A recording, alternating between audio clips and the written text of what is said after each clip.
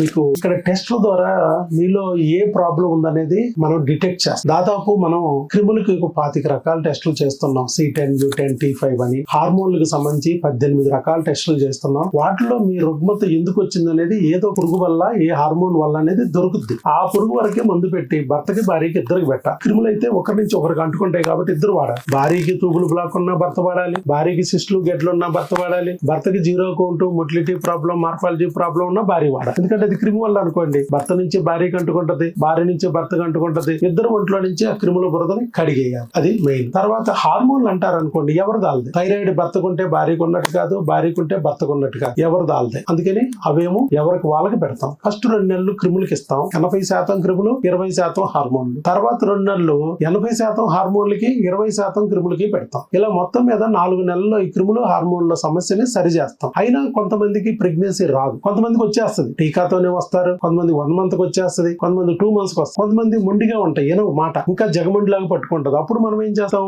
ఓహో నలుగురికి వంకాయ ఇచ్చాం, ముగ్గురికి బాగానే ఉంది, బ్రేవుమని తేల్చారు, 4వ వాడికి అలర్జీ దురదలు వచ్చి. ఇప్పుడు మనం ఏం చేయాలి, ఆ 4వ వాడి కూడా వంకాయ పడదు కాబట్టి బీరకాయతోనో, సొరకాయతోనో, దోసకాయతోనో ఆకలి తీర్చాలి. మందుల్ని మార్చి మార్చి ప్రయత్నిస్తాం. ఎవరు శరీర తత్వానికి ఏ ముందు ఎలా రెస్పాండ్ అయ్యిద్దో తెలియదు. ఒక్కొక్కసారి వాళ్ళకి ఒకరికి పనిచేసిన మందు ఇంకొకరికి పనిచేయదు. అందుకని వాళ్ళ శరీర తత్వానికి సరిపోయే వేరే మందుని మార్చి మనం ఆ రిజల్ట్ తీసుకురావడానికి ప్రయత్నిస్తాం.